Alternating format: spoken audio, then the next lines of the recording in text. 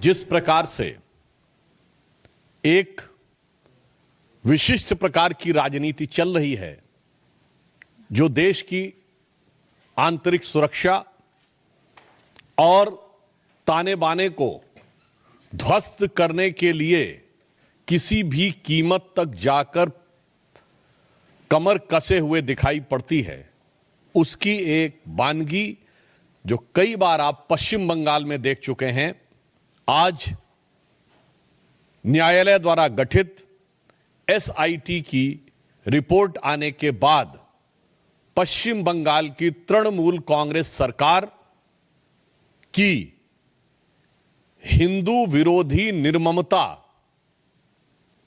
अपने पूरे विद्रूप रूप में सामने आती हुई दिखाई पड़ रही है। इस एसआईटी का गठन न्यायालय के आदेश पर हुआ था, जिसमें 3 लोग सदस्य थे। एक registrar law national human right commission के थे और 2 सदस्य पश्चिम बंगाल की न्यायिक सेवा के थे, अर्थात एक मानवाधिकार आयोग से सदस्य थे और 2 पश्चिम बंगाल की न्यायिक सेवा वेस्ट बंगाल लीगल सर्विसेज थे। और उन्होंने 11 अप्रैल 2025 फ्राइडे यानी 11 अप्रैल जुमे के दिन 2 बजे से लेकर 4 बजे के बीच में जो घटनाएं हुई हैं उनके बारे में जो अपना ऑब्जर्वेशन दिया है, उससे तृणमूल कांग्रेस, इंडी गठबंधन और ये सेक्युलरिज्म के सो कॉल्ड सेल्फ चैंपियंस का नकाब पूरी तरीके से उतर गया है। पहली बात, बहुत आश्चर्य और दुख की बात है कि जो लोग ये कहते थे कि पाकिस्तान से युद्ध करने की क्या जरूरत है, सिर्फ आतंकियों के ऊपर कार्रवाई हो, जबकि हमारी सरकार ने आतंकियों पर ही कार्रवाई की, उनमें से एक ने भी नहीं बोला कि पश्चिम बंगाल के मुर्शिदाबाद में किसी भी विषय को लेकर आपको आपत्ति है तो हिंदुओं के ऊपर हिंसा करने की क्या जरूरत है। हरगोविंद दास और चंदन दास पिता पुत्र की मृत्यु पर किसी ने एक शब्द भी नहीं बोला। वही लोग अचानक ऑपरेशन सिंदूर के बाद पाकिस्तान के प्रति सहानुभूति दिखाते हुए नजर आने लगे।